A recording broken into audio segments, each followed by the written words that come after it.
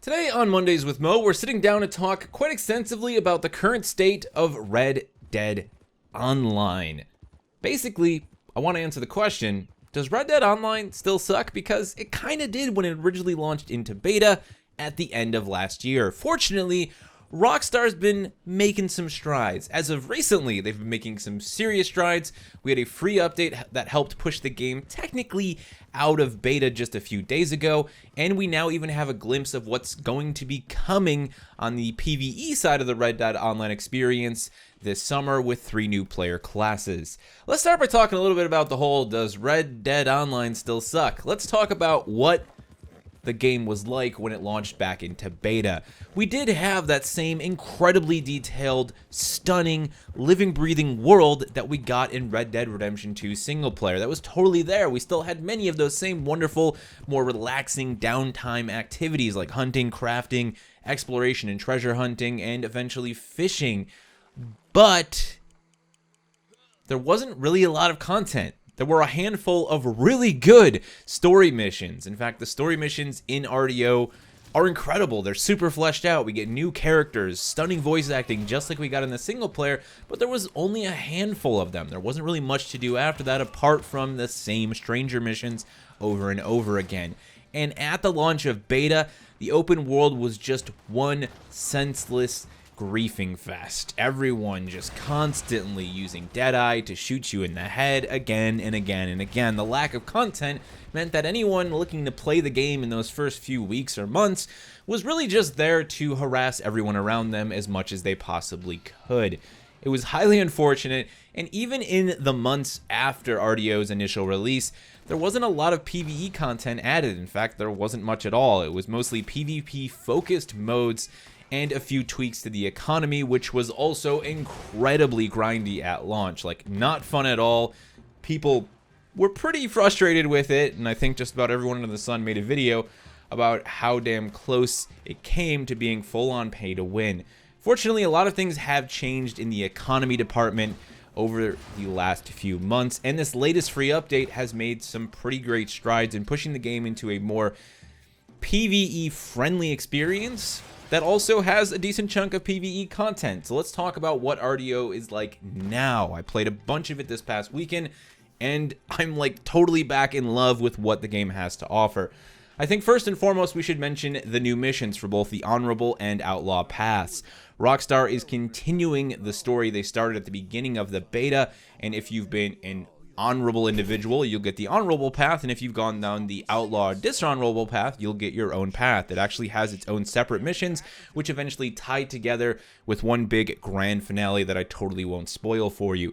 These missions are absolutely fantastic, though. On the honorable side, you even get to defend a town that you've spent a lot of time in Valentine and take the actual townsfolk who have showed up to help you and the marshal defend it and place them around the town in little defensive points before actually defending the town itself. It's a really cool mission with a great little like mini boss fight at the end, and I love this stuff. I love how fleshed out the characters are.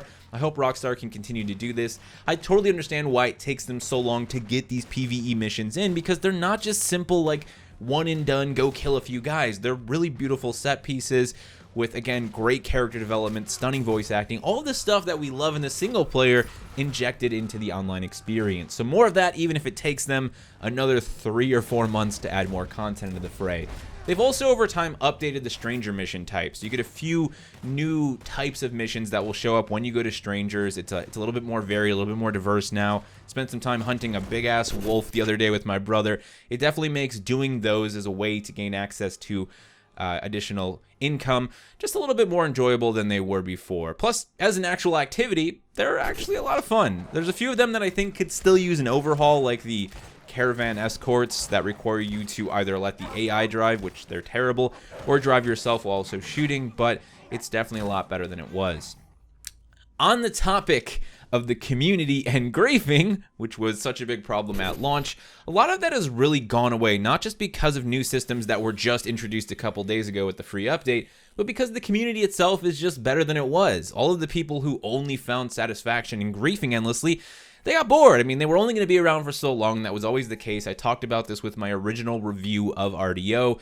They're mostly gone. Just about everyone playing the game now is playing RP whether they know it or not. I mean, I've spent hours fishing next to my brother in complete randoms out in the swamps and down by the rivers in Lemoyne.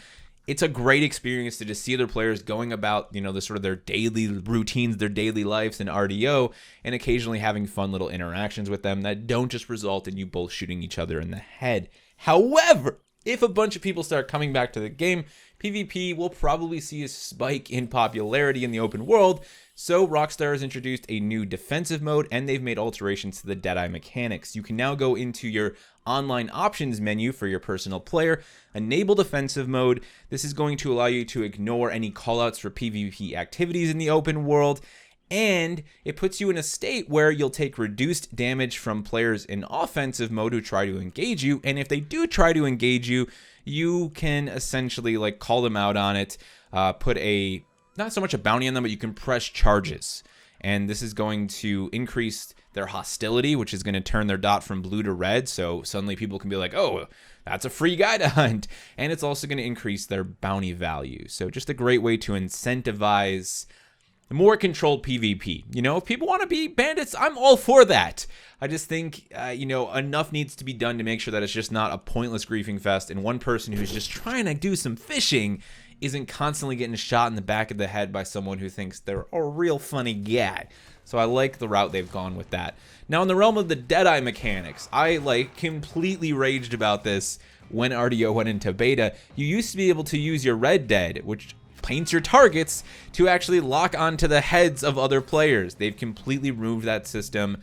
Thank freaking goodness. You can still do it on AI targets, but actual players, no more auto-aim headshot tracking with the auto-aim mechanic or via the Red Dead stuff, which is yes.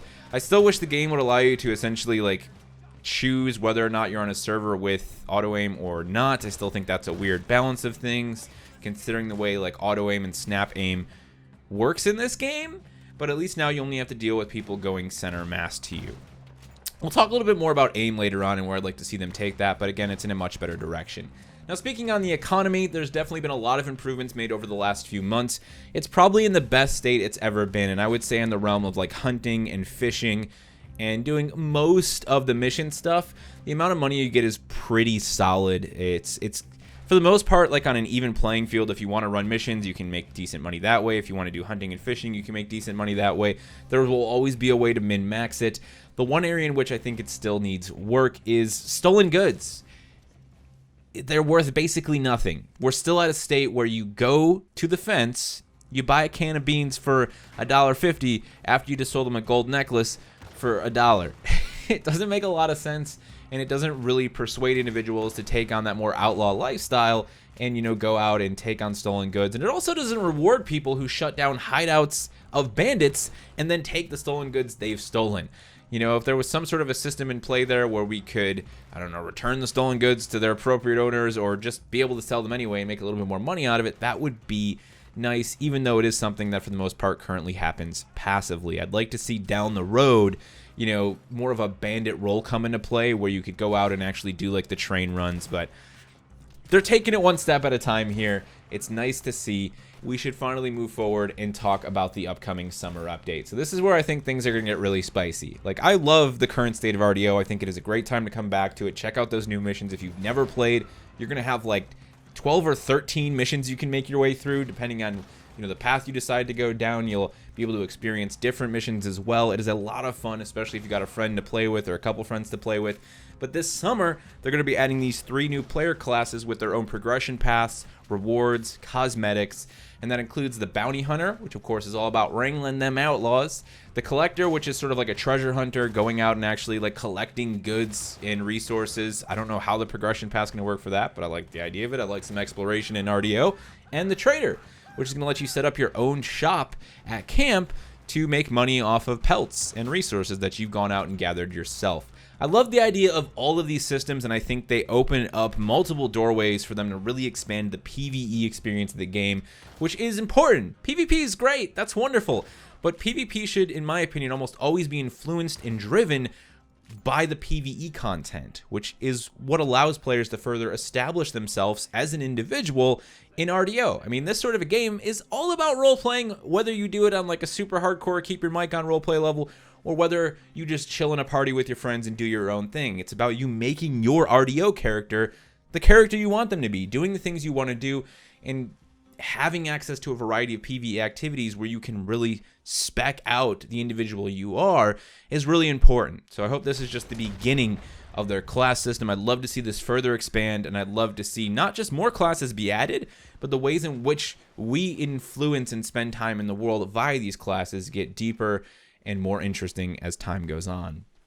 This is very much the exact thing this game needed. So if you're looking to get back into RDO or get into it for the very first time, now is a better time than ever. You can start off, make your way through those story missions, be ready for the introduction of the new player classes, and, you know, finally start to earn some decent coin by doing things that you probably enjoy in an environment where you're not going to constantly be griefed. Now, Rockstar also made some smaller changes with the last free update. They've improved weapon swaps, making them almost instant. They're pretty quick now. They've introduced instant projectile lighting, so when you pull out a Molotov or dynamite, it just lights right away. You don't have to like wait for the animation. I'd like to see them continue that trend, you know? As much as I love the deliberateness of a lot of things in this game, and I'm okay with it with like the downtime activities, the hunting and the fishing, I think leave those things as they are. When we talk about like movement and combat, I still think they could improve like the aim, the general shooting controls, reduce some of the startup animations, and just make the game a little bit more comfortable for those of us who don't want to play with auto aim on.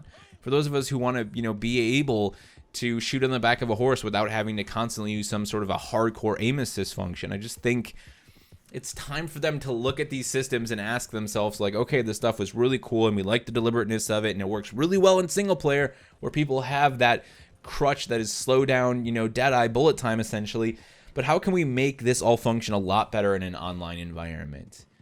That's my sort of like hopes and dreams, if you will, when we talk about the next step for smaller refinements for the Red Dead Online experience. But that's going to do it for me. Again, guys, does RDO still suck? No, not so much anymore. There's a lot of good stuff here. Even if you just come back and play through those story missions, you're going to get like probably 6 hours out of it, if not a little bit more, and you might just fall in love with the rest of the game while you're doing that. If you played RDO at beta and have recently checked it out, I'd love to hear your thoughts on it. How do you feel it's progressed? Is it going the path you wanted to see it go?